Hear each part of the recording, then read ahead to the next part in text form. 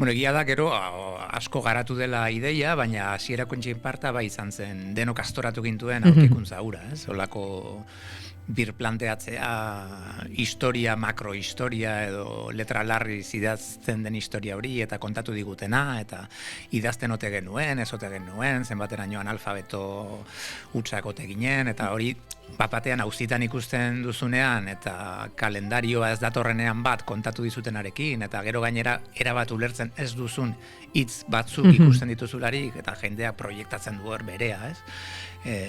Sorioneku horren agerpena, ez? Ematen zuen pixka bat, Jon Alonsoren novela bat, faltsifikazio bat, ez? Eta denak behingoagatik ados, ez, benetakoa da. Hori izan zen abia puntua, nola iraganeko objektuek eta hitzek duten gaur egun oihartzun bat.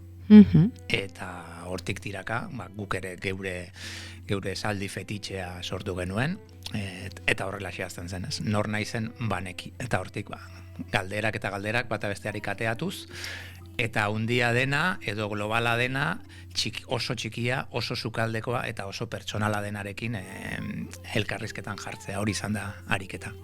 Eta nola izan da Ximunekin batera hau guztia josten joatea?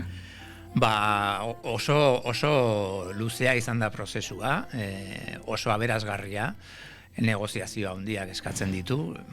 Ximunek badauka nik ez daukadan hitzaren gorpuzte eta mugimenduarekiko jakintza izugarri bat, ez? Bere idaz maila oholtza da. Nire askoz txikiagoa eta xumeagoa da. Eta alde horretatik piano berean xertzea Ximun bezalako musikari teatrala handi batekin oso ikasketa prozesu aberasgarria eta ederra izan da.